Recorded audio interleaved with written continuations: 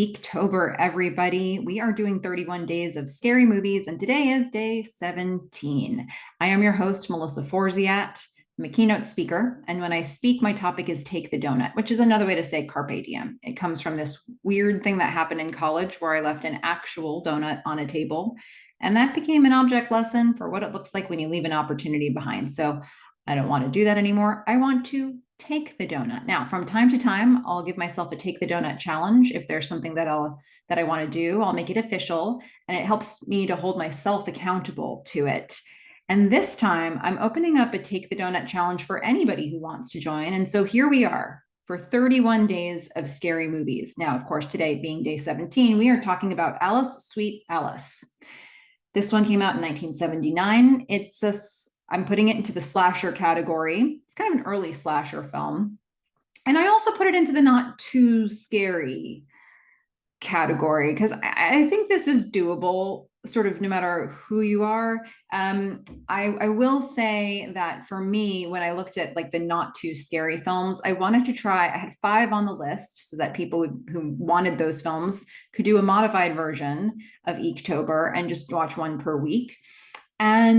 Or watch, them all the way in the lead up to Halloween if you want to do that instead. And when I was curating that list, I wanted to try to pull from some different subgenres, some different things. And for this one, I thought this is a slasher, but it's sort of an educational way to get into like what the early films from that subgenre are. So I think it's fun. This one is directed by Alfred Sole. I'm not sure how he pronounces that name. It was written by Rosemary Ritvo and Alfred Sole. It stars Paula E. Shepard as Alice Spages, Linda Miller as Catherine Spages, Mildred Clinton as Mrs. Tredoni, Niles McMaster as Dom Spages, Brooke Shields for just a minute as Karen Spages, and Rudolph Willrich as Father Tom. There's some other people, but those are, I'd say, the central characters that this is going to revolve around. And just some general notes on this before we get into the scenes themselves. First of all, it's an early slasher film. And I think it's one, look, there could have been films that came before this in that subgenre, but I feel like this is one that people look to who create slasher films as an inspiration. I think if you watch Scream, if you'll catch my Scream recap with America Lopez that I did earlier this EEKtober, I think you'll find that there's some inspiration in that movie from this. I didn't want to say that at the time because I didn't want to give this movie away too much in the process. But this idea that it has like a twist you would not expect is one that you'll see that in a few EEKtober movies on the list, and I'm not going to tell you which ones because you're going to have to find out yourself. It's also got some really cool ideas, and we'll get to it, but I think one of my favorite details about this film is in the Dom kill, and just the way they use sound design in that. I thought it was a very, very clever. But yeah, this film has some great ideas, and I think those ideas become inspiration, become a source of information for future movie makers. The religious component of this is obviously huge. This is a religious horror film, and that might make you hate it. That might make some people steer away from it. But I also think that we're creating an environment it's world building, and that world is ready-made and ready for us to walk into with a horror film. So there's a lot that they can pull from with this. And so there are certainly a lot of symbols, there are prayers, like all throughout this film. Even the entire murder of Karen in the very beginning, they really bake it right into a ceremony, receiving a sacrament. So the religious piece of this is a piece that cannot be separated from this film. Also, the mask is a distinct identifier in this film. And I want to point out that earlier this EEKtober, we watched Host, and they gave a nod to this movie in that movie. I'm sure there are a number of films on this list that have a nod to that film. So, some say it's a cult classic now. Maybe.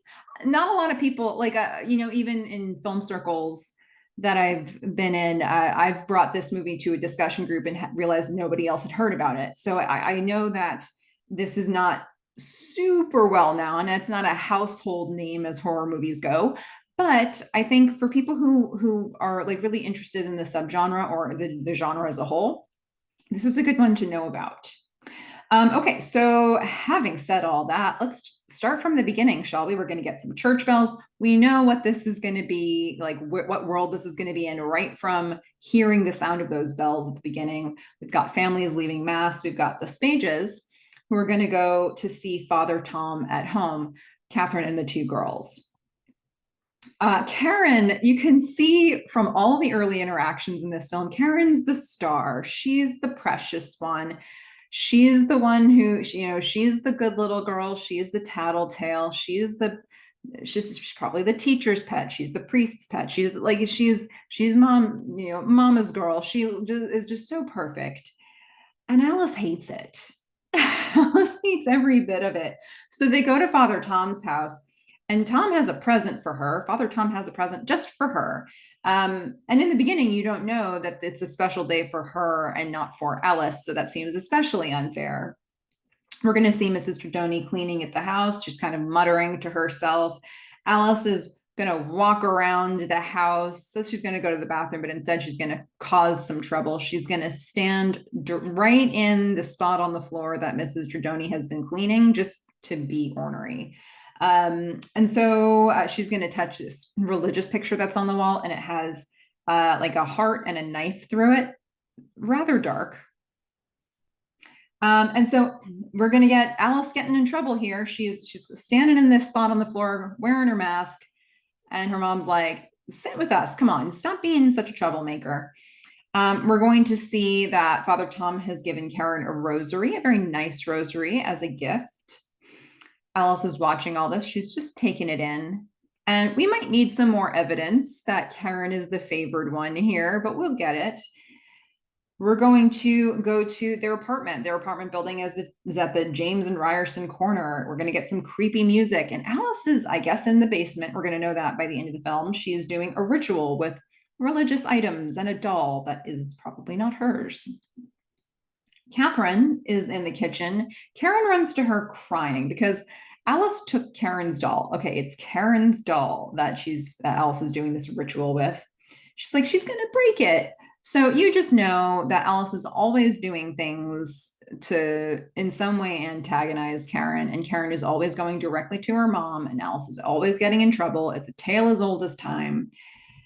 Karen is going to call to Alice. They're both wearing their matching Saint Michael's yellow raincoats. Very important clothing item for this film. Apparently, a lot of people have this raincoat. So Alice is running away from Karen. Karen wants to catch up to her because give me back my doll already. Alice is going to run into this warehouse-like building, and Karen runs in after her. Alice is going to sort of pop out, and she's going to take off her mask. And there's this jump scare because when Alice takes off her mask, there's another more hideous mask underneath it. It was a good, I feel like it's a really nice touch. You're not expecting that this early in the film to have like a relatively decent like levels to the jump scare. So Karen's really upset. Where's my doll? Alice is going to sort of close the door on her, make her feel really trapped. And then she's going to open and say, don't you say this to mom. Don't tell mom about this. They're going to go home. And you know what? All's well that ends well. There's another gift on the table for Karen. A beautiful dress and veil. Oh, great. Thanks, Alice. Another gift for Karen, who needs more attention on her. So Alice is going to steal Karen's veil. She's going to put it on. Karen, of course, cries to mom, she took my veil. And Catherine's going to chastise Alice because give her back her veil. Alice throws the veil down. She's not going to give it back. She's going to throw it down so she can try to destroy it one last time. And mom, of course, is going to calm Karen down. She's like, you'll be the prettiest girl there in that pretty veil. It'll be fine. Alice is like, so we are going to meet a new character now. There is a neighbor, the landlord. He is obese, Alfonso. He lives in his apartment. What we know about him is he has a lot of cats. He has fish. He always has lovely music on. Sometimes it's opera, sometimes, it's just old timey music. The neighbor, the Alfonso, asks Alice is going to go down to visit him. They hate each other. They really hate each other. The Alfonso thinks Alice is like pure evil. Alice taunts him all day long. So the neighbor asks Alice, hey, go to the store for me. I need some things at the store, knowing full well, she's not going to do it. And Alice just full on insults him. She insults his weight. She insults everything that she can insult. She insults. So we're not inclined to love Alice here at the very beginning of this film. We're going to go to church. Turns out the reason Karen has been getting all of these gifts, let's face it, she probably gets a lot of attention anyway, but right now it's her first communion. Bunch of kids are getting ready to line up and take the sacrament. And there's a bunch of people in the pews waiting to watch all this happen. Aunt Annie is there and her husband, Jimmy, and Catherine's there as well, but they don't know where Alice is. Where's Alice? Because, the kids are lining up and the procession starts. And then we see Karen, who's at the back of the line, get kidnapped, but not for long. She's taken from the back of the line, strangled until she's dead by a figure in a yellow raincoat with a mask that we've seen already. And specifically, we've already seen this on Alice. So then we're going to watch a fairly long kill scene, cut between that and kids lining up, getting ready for communion. Alice's body is dragged across the floor by somebody, and then her body is dumped into, I'm not sure if this is it's like a trunk or a seat, looks like a coffin by the time Alice's body is in it. And that's not enough, folks. Then the killer needs to take a candle and light her on fire. Just throw it on in and just light it on fire. So, and now we're going to get these shots of these like religious figurines and statues and wall hangings from around the room. And, because this is not of God, what's happening right now. And we need to be reminded of that. So Alice is now going to come into the room with all of the family where, into the church. And, why are we just seeing her now? We might be wondering, like, we're not seeing any more shots of the murder. And now Alice comes in and she is going to get herself into the end of the communion line. She's wearing Karen's veil and she's prepared to take the sacrament, but her parents, her mom and her aunt are confused. First of all, like, where's Karen? Second of all, why is Alice about to take first communion? She's already done this before. A nun smells some smoke. She's going to go search to see the source of it. She's going to find Karen's body and scream for it. Aunt Angela, not sure where, Aunt Annie is not sure where her daughter Angela is. So she's going to look for her, runs toward the screaming, trying to figure out what's going on. But then Aunt Annie sees Karen is dead. She's going to scream. She's going to run to Catherine, her mom, out in the church itself. And Catherine, meanwhile, is talking to Alice. She's like, where were you? Where have you been? Like, Alice has a veil. She's like, I found it on the floor. Catherine says, where is Karen? So she's trying to pump her daughter for information. Meanwhile, Annie's going to run up to Catherine and tell her that Karen is dead. And Catherine is going to scream. This is very upsetting. We're going to get close-ups on their faces. Really upsetting music is happening here. Alice, however, no reaction. Just another day, just another communion. Alice is going to put the veil in her pocket because this probably don't want a lot of people to see this right now.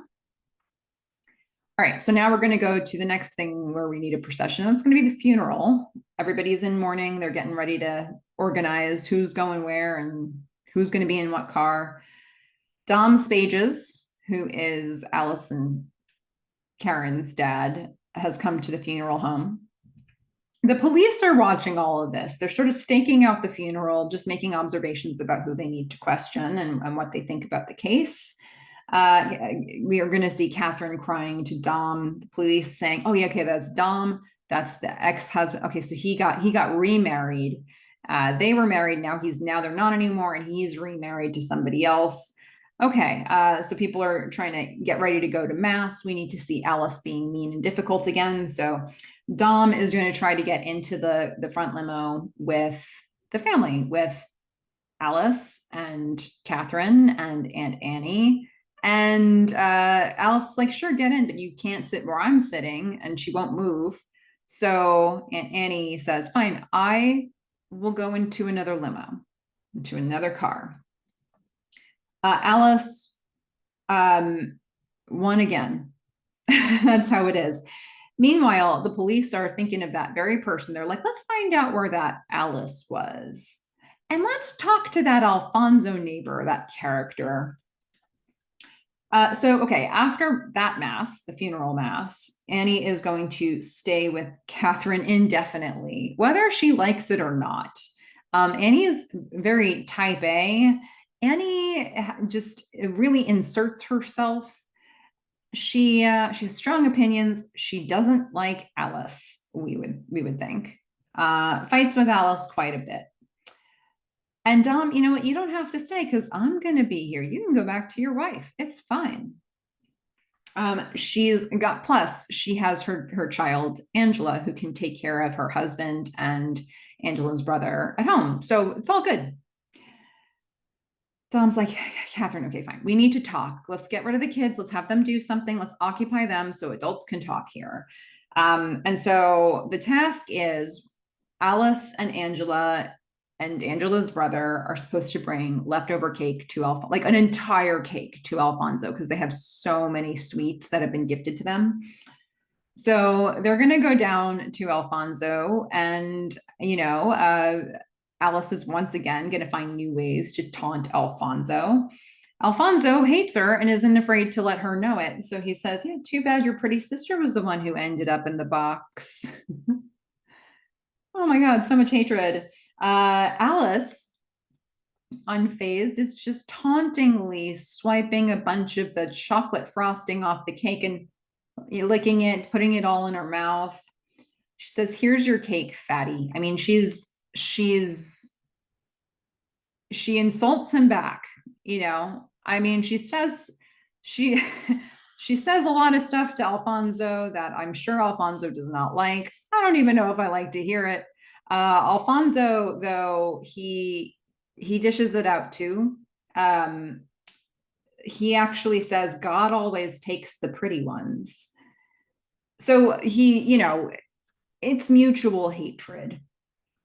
Alfonso's going to watch the kids walk away through the peephole. They're going to start to walk downstairs, and then Angela tells her brother to go back because just Angela and Alice are going to go downstairs. So the parents, in the meantime, they're wondering about Alice. She might have seen somebody, like maybe she knows what's up. She came into the church later than everybody else. Maybe she knows something that she hasn't told anybody yet. Plus, she had Karen's veil, so there's that. Annie, though, if we're thinking about the spectrum of who thinks Alice has done it versus who doesn't, Annie, so suspicious of Alice.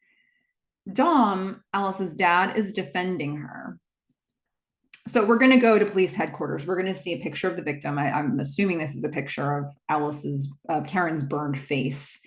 Dom is going to go in. He's going to talk to Detective Brennan, who was one of the cops that we saw in the car. He's still thinking like, my family didn't do it, so who's going to protect us? Like, are you going to send people around to watch out for my wife and my ex-wife and my kid? Brennan's like, right, we'd like to actually talk to Alice. Maybe she's seen something. That's how we'll sell this.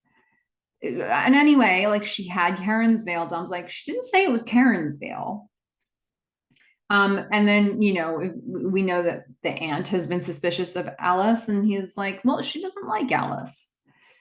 So one of the cops is saying, okay, well, yeah. So also we're finding out that the school principal wants Alice to see a psychiatrist, and like repeated requests have been made, but not granted. So maybe we get on this now. There's some reason to move forward.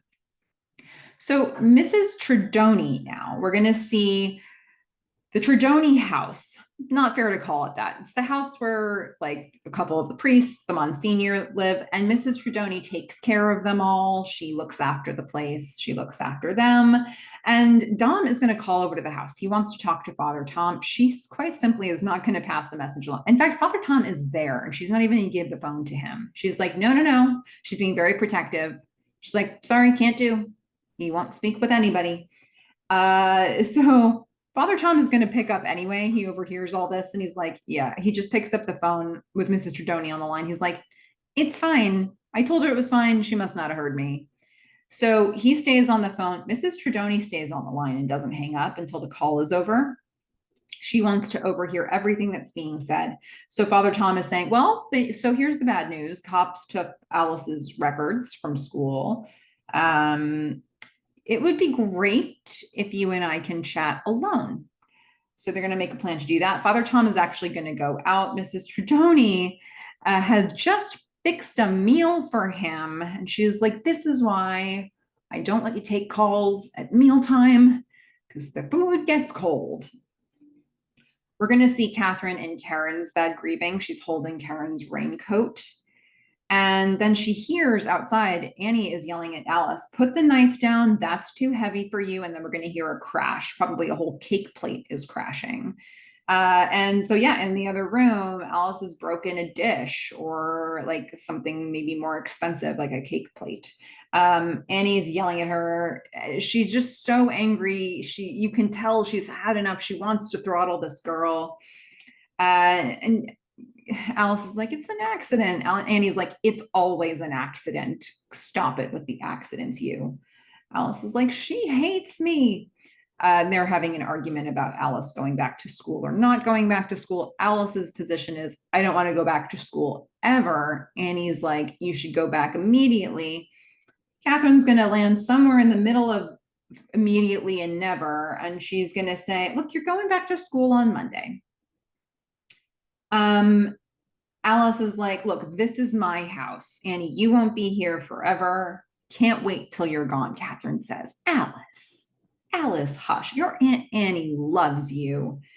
If you'd listened to her, you wouldn't have dropped the milk. Okay, so I guess it was a jar of milk and a knife. So she says, I don't want to hear any more about you not going to school. I know you missed Karen. You know, that's the place that all this is coming from. I'm not so sure about that. All right. Catherine, you might not know your kid. Alice is like, don't you need me here? And Catherine says, I do. Of course I do, honey, but you can't just stay out of school. She's like, how about this?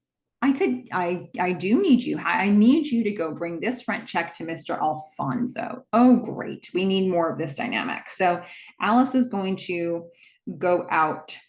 And as she's leaving, we're going to hear more speculation from Annie. She's like, look, I was looking for the cross. I think Alice has it, but I went through her things and I didn't see it there. Catherine's like, Annie, what the actual? All right, so we're going to go back to see neighbor Alfonso, landlord Alfonso. We're going to hear some opera music.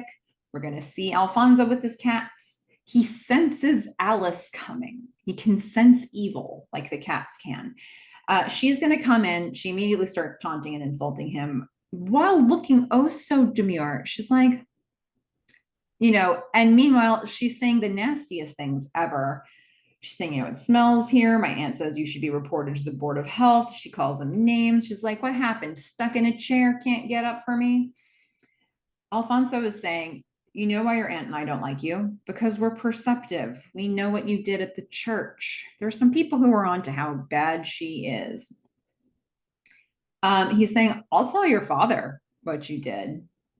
Alice just taunts him. She crumples up the check in her hand. He's like, look what you did to the check. He stands. He says, okay, how about this? I know what you have downstairs in the basement. Karen's going to come for those things. The dead have ways. He physically intimidates her. He pins her up against the door, and he looks like he's about to start kissing her neck. And I gotta say, if this is what he's about, I'm okay with Alice putting up some walls. I mean, this is a very toxic situation. I think everybody needs to step away. Okay. So she is more than capable of handling herself. She grabs the nearest cat, strangles it, and escapes as Alfonso screams.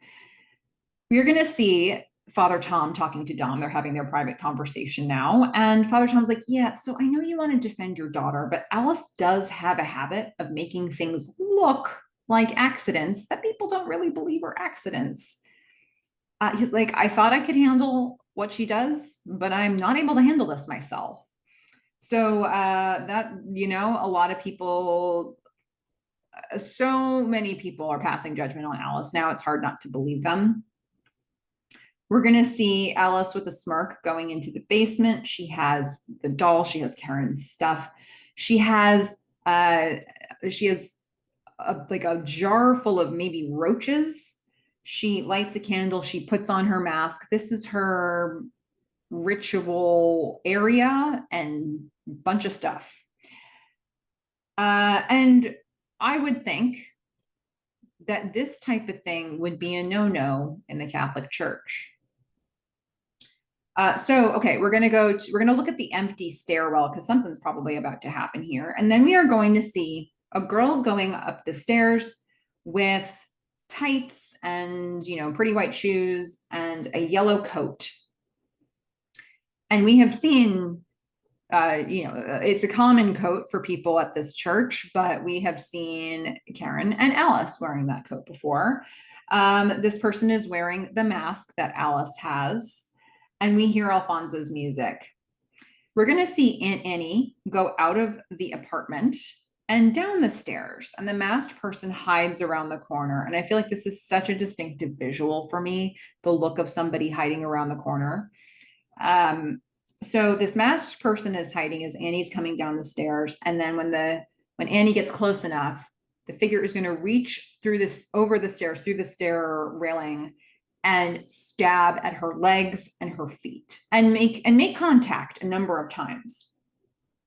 So Annie is all mingled up. She shouts, Alice. She's sure it's Alice. She sort of crawls out.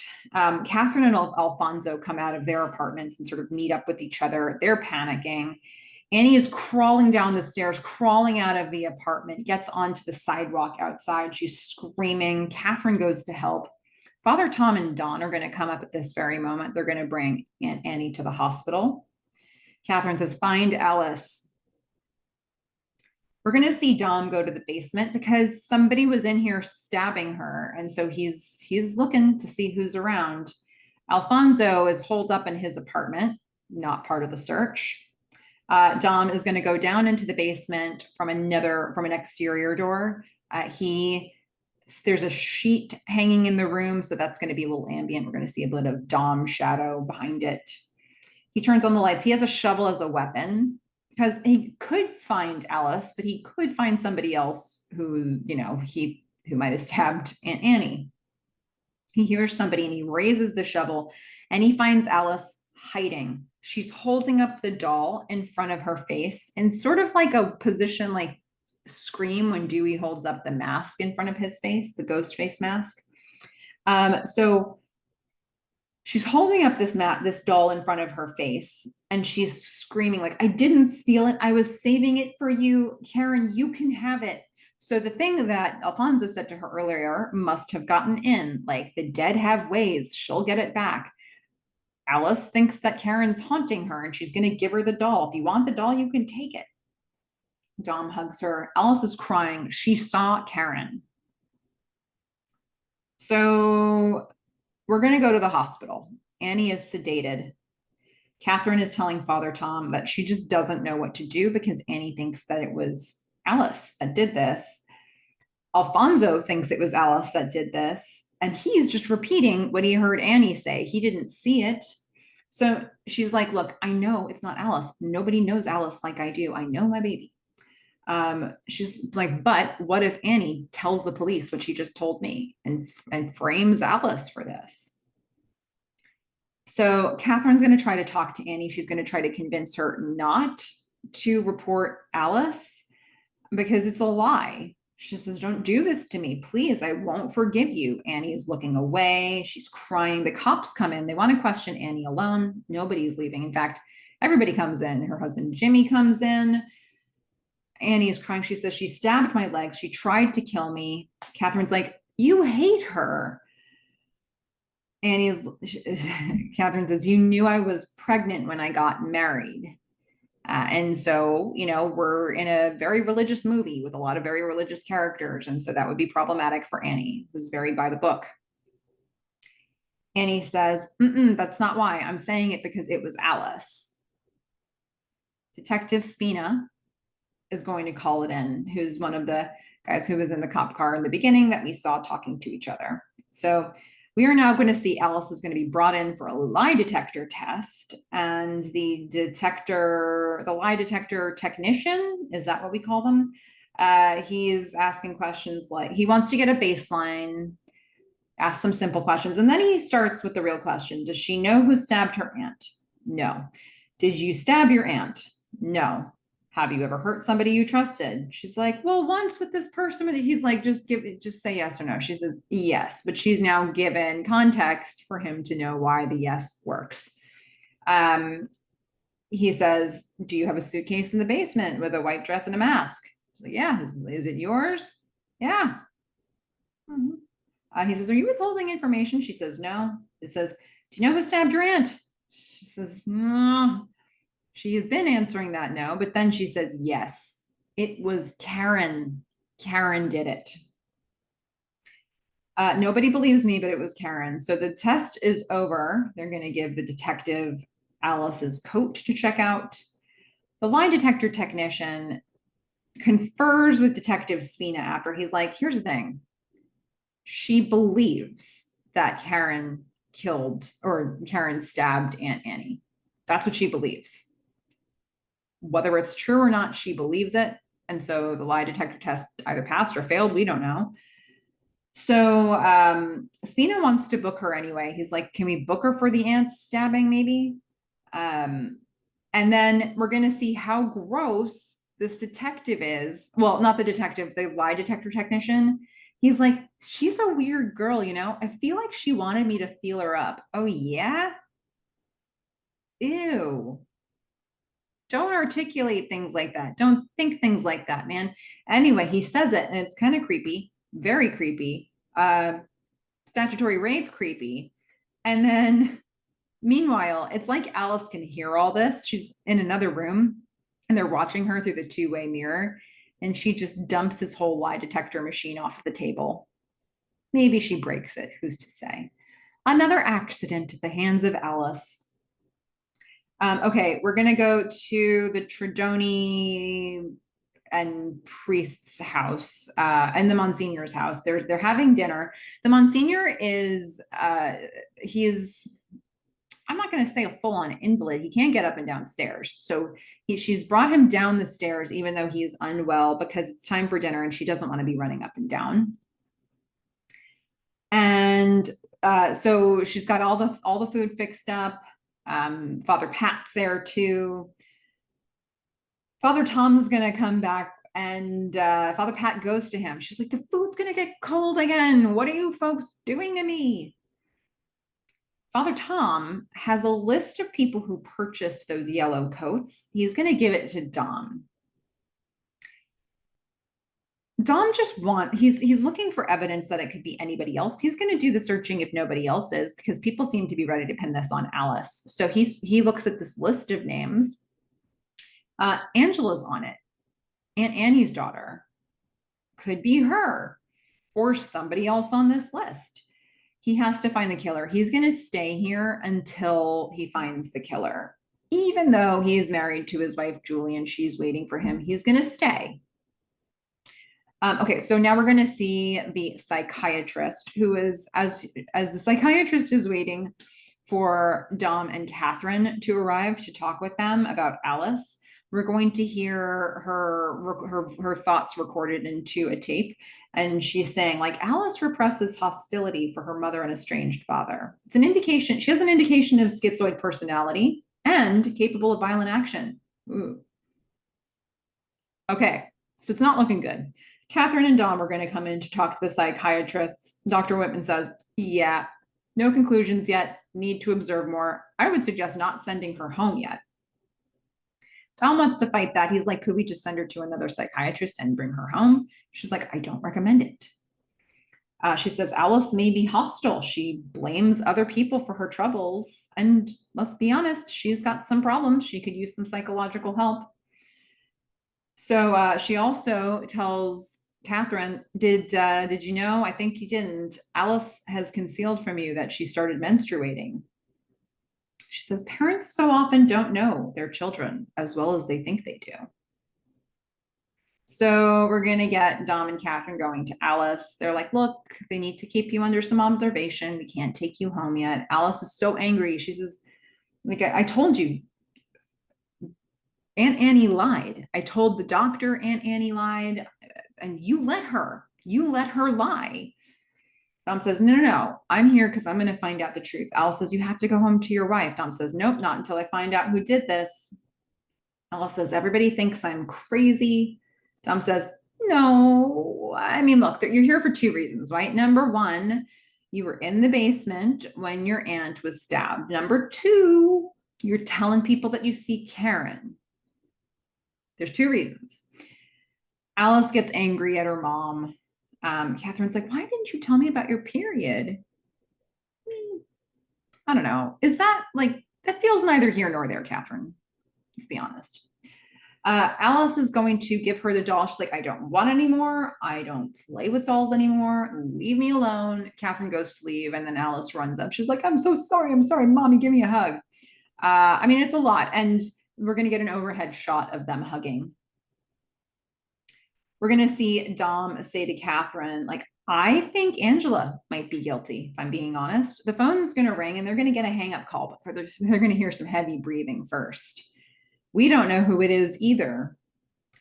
He's going to say, so I don't know. What do you think about Annie? Catherine says, I can't forgive her. Look what she just did. You're going to get another phone ringing, hang up call. Dom's going to comfort Catherine. They're going to start to kiss and hook up, and the phone's going to ring again. And this time it's Dom's wife, Julia, calling for Dom. She misses him. Do you love me? He's like, yeah, I sure do. Are you coming back?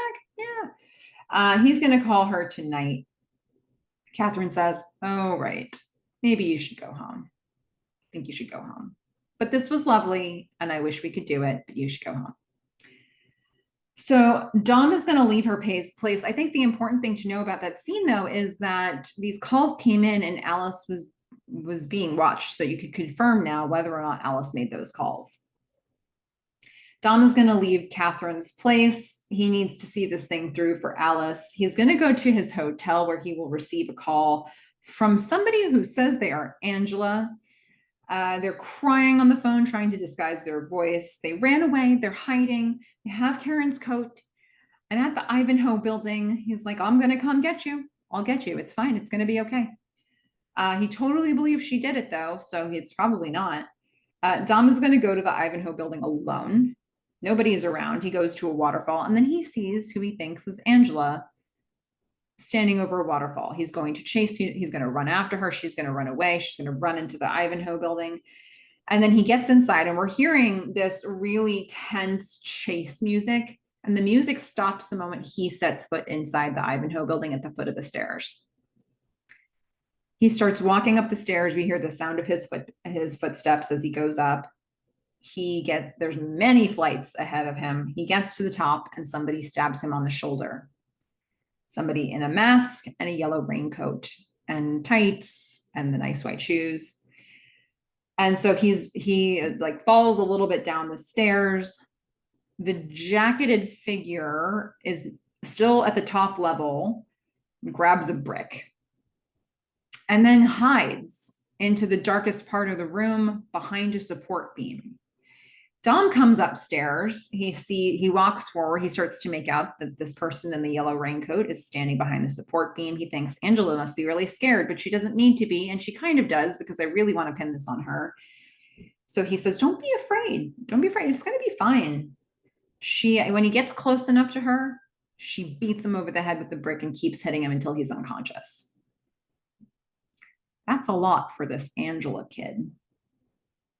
So we are going to see a big arched doorway in this upper level of this. It's like a warehouse, an empty warehouse. This figure opens the doors, and we're going to get a close-up of the masked face. And it's still very dark. The masked face gets, the person gets rope. From outside the building, we start hearing these very loud thud sounds. This is what I love. This is my favorite detail of this movie. A lot of times when you get scary movies and you hear the sound of loud footsteps, or you hear the sound of a loud thud, it's usually the villain. It's usually the bad guy or the creature coming to get the good guy. And here we're hearing that loud thud sounds that sound like a giant of a person taking big, heavy-footed steps or something else. But you would associate it with like that claustrophobia of thinking that the bad guy's bearing down on you. But when we actually turn the camera back into this room, this raincoat masked figure has bound up Dom, and they're flipping him over one step at a time to get him closer and closer to this arched doorway ledge so they can roll him out. I mean, it's such a good, like, you know, even now, especially now that I've seen so many more recent horror movies, and they use this technique a lot to build tension, to see in this earlier film them doing it and spinning it on its axis and saying, nope, it's actually the good guy that's making all that noise. So, or he's a relatively good guy. I mean, who comes out totally unscathed from this film? Maybe Karen, right? So, okay. So he's being flipped over and flipped over. He wakes up, he's bound up, and the figure takes off their mask right before they're about to kill him. And it's Mrs. Tredoni, of all people, not Alice, not Angela. It's a woman who's fairly small and could be mistaken as a child. So she is saying God wants to punish him for being with the whore. You don't know specifically if the whore, like, who's the whore in this situation? She hasn't elaborated. She says, give me the cross, it's mine. He's biting down on a cross. It's in his mouth.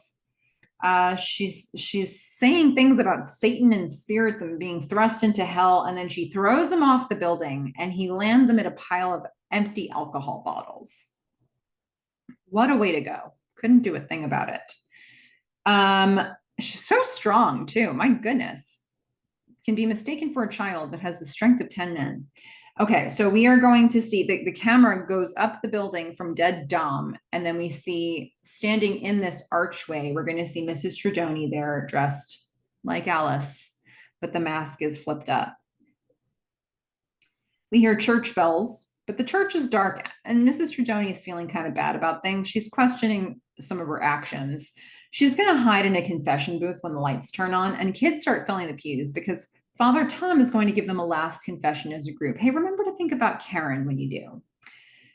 Mrs. Tredoni is in the booth. She's changing her clothes, and Father Tom enters to hear the first kid's confession, but she's already there. So she says, bless me, Father, for I have sinned. He says, we're only hearing the kids today. She says, no, but I've sinned. Like, please, I need your help. He says, all right. She says, I got angry with Monsignor. I neglected my morning prayers. He's like, really? This is what we've got? She says, no, I'm just troubled. Sometimes I lose patience. Father Tom says, no, no, no. You are a good woman. You devoted yourself to us. You want God to spare us from pain. You have great faith. So you can look forward to death as a resolution. You'll be able to spend eternity with our Lord. I wish he'd come to me sooner, but you know what? You don't have to come to confession when you want to talk to me. I'm your friend. You can talk to me anytime. She's so grateful. Catherine is going to go to Father Tom's because she doesn't know where Dom is, but Mrs. Tredoni answers now. Mrs. Tredoni feeling kind of pumped up, feeling like she's made good choices, not bad ones. So Mrs. Tredoni wants to make Catherine leave, but Catherine just waits in the living room. So Mrs. Tredoni says, well, fine, that's fine. She says, you know, I was trying to call you earlier, but I wasn't getting through. Mrs. Tredoni says, I was out killing a human. Mrs. Trudoni gets into the kitchen and she's panicking. She's been prepping some fish. She's got a big knife. She takes the knife. We're going to see somebody approaching Catherine from behind. And when Catherine turns, we have a close-up from underneath Mrs. Trudoni's face at an angle, so she looks imposing and scary. She says, "You know what? Let's get some coffee in the kitchen." Okay, so she doesn't kill Catherine right there. They go to the kitchen. Mrs. Trudoni gets her coffee, but she doesn't get any for herself because she doesn't do coffee after breakfast. She makes better choices than that. So she is going to then start cutting the fish with a knife. And Catherine, meanwhile, is venting. She's worried about Dom. Mrs. Trudoni says, "Well, maybe you're worried God will send St. Michael to take another loved one." She says, and this is going to provide some helpful context. She says, "When St. Michael took my little girl, I thought of how cruel he was, that God took her the day of her first communion.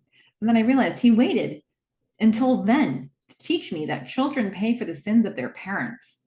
I was sent here to look after Father, not you." Okay. So she's got a lot of rationalization for what she's doing here. She thinks that kids can be sacrificed to teach parents a lesson. And so I guess that's what's happened with Karen. Father Tom is going to come home. She's going to go to him. Catherine's going to go to him. He's going to tell her about Dom's death, and she cries. And Mrs. Trudoni is a little smug, if we're being honest. We're now going to get an autopsy of Dom. Detective Spina is there. The cops have some questions. Father Tom is explaining, okay, well, so the thing is, Dom thought that it might be somebody else who had one of the coats, so I gave him a list. He was thinking maybe Angela. The coroner calls up. They're like, he has a cross in his mouth and he bit it. They're like, is it Karen's by any chance? We're going to get the funeral of Dom. It's a rainy day. Catherine isn't going to tell Alice about it yet. She's coming from the funeral. She's going to go pick Alice up. Father Tom goes with her for support. They're just not going to tell Alice about this. So, you know, when they get to her, Catherine's like, what if they don't find the murderer? You know, like, I don't even know if I want to take her home. I can't protect her. Father Tom says, no, you probably should. So Catherine tells Alice, okay, yeah, Dad's not here because he had to go home. All good. She says, he didn't even say goodbye. Catherine's like, you know what? It's not a thing. It's because of him that you are coming home. So it's all good. We're going to see Mrs. Trudoni lying in bed in a white dress. She's crying, holding photos of people. She smiles looking at a picture of Father Tom, which is super creepy. She has a connection to Father Tom that seems sinister. Trudoni is looking in the mirror and then feels she's being summoned again, which is not good news for somebody. So she's going to get her stuff. She reaches into a drawer. She puts on a mask, or she grabs a mask, a glove, a white glove, and a knife. She's going to put them in a bag. She gets out of this house unnoticed, passes the priest and the Monsignor, and then she gets outside. She bikes away. Spina was outside, but he's taken a little break.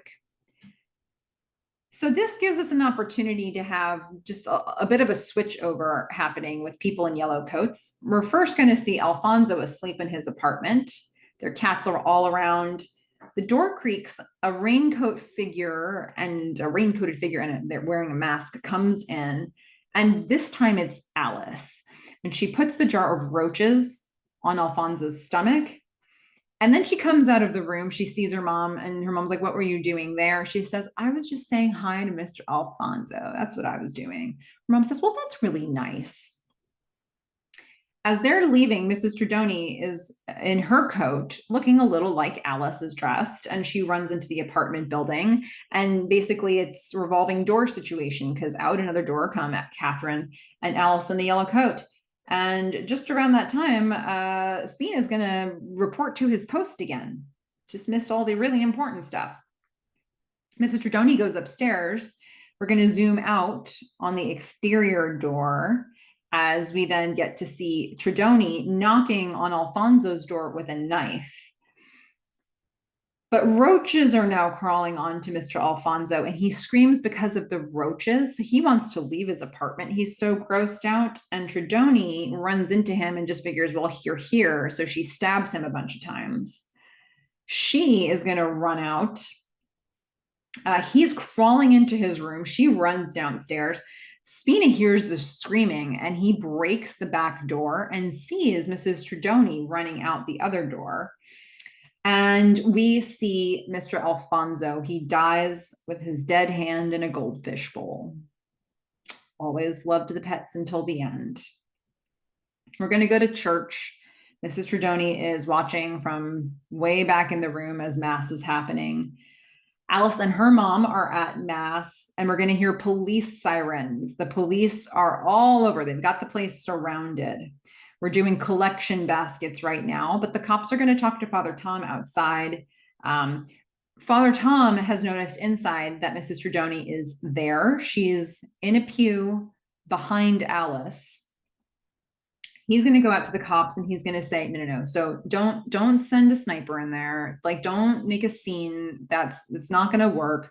Mrs. Tredoni trusts me. So I'm going to go, we'll do communion. She's too close to Alice and Catherine right now. We'll do communion. We'll get them to move position. She'll come up to receive, and then I will talk to her and get her to come to you. They're like, that's a lot of things that aren't going to happen. Father Tom says, nope, she won't do anything.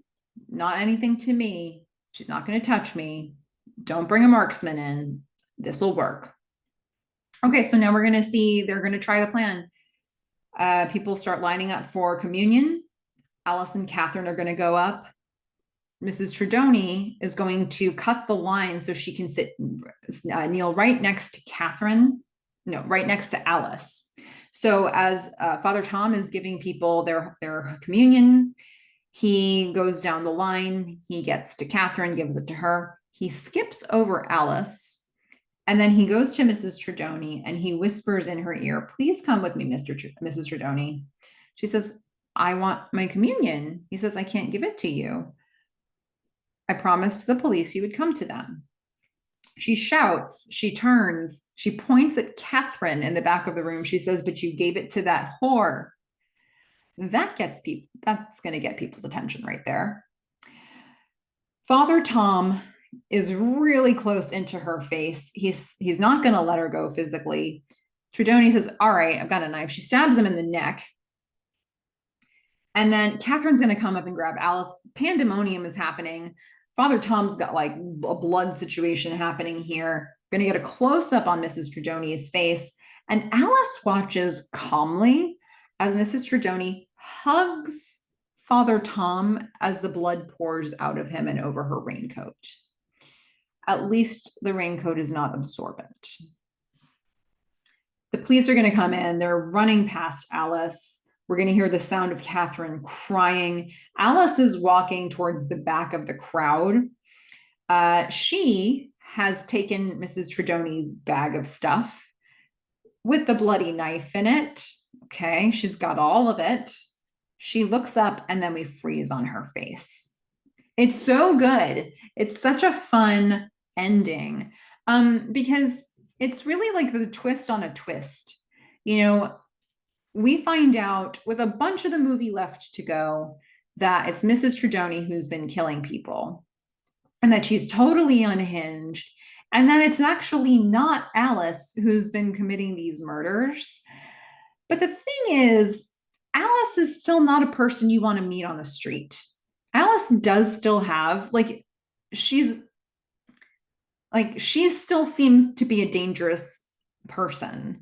And at the very least, a really mean person. And she has some things that need to be worked out. And you kind of know that now that they've pinned this on Mrs. Tredoni, they're probably going to let things slide with Alice. And she may or may not try to act normal for some amount of time, but you know it won't be forever. But the thing is, now that Mrs. Tredoni has almost literally passed the torch to Alice, passed the baton to Alice. She's given her all her supplies.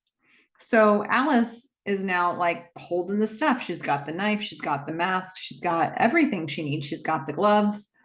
She can be the next Mrs. Tredoni. People already thought that she was the one committing these crimes. Why not actually do it now? So, as much as like Alice is vindicated at the end of this movie, it makes me as a viewer feel really nervous for everybody because I think Alice needs to be like, they need to attend to whatever's happening with Alice. I don't think people are safe with her. And it worries me that she's going to be running amok out on the streets. But that's the happy ending this movie gives us. So good. It's so clever. And you know, like it's not even like the twist that we got originally wasn't a twist I was expecting. And then to make it feel so very dark and unsatisfying at the end is the most satisfying result of this film for me. So I just really enjoy where they took this. So clever, so creative. There are things about how they executed this film that later on, when films started to become really formulaic, I think they forget that this one was actually quite inventive way back when. So that's what I think of Alice, Sweet Alice. The question is, what do you think? Feel free to share your thoughts in the comments on this video. And here's what I really want to ask as well. So my scary meter is busted. I have watched so many horror movies that I've desensitized myself to them. So I don't know how scary they are. And when I need to make recommendations, that's a little tricky. I would love your thoughts. Get your scary meter out and rate this movie from a scale of 1 to 10 in terms of how scary you think it is. 1 being not scary, 10 being the scariest, and anywhere in between. And let's see where we land with that. Now, next time, we're going to be on day 18. We're going to watch a movie called The Boy from 2016. I'm going to put this into the creepy doll and psychological categories. Really interesting film that I don't hear people talking about. So I wanted to make sure it was on my list and get a little conversation going about it and hopefully help people find it if they never heard of it before. And I'd love to get your thoughts on that film too. So I hope you'll join me again. Happy EEKtober, everybody. Get spooky, get donuts.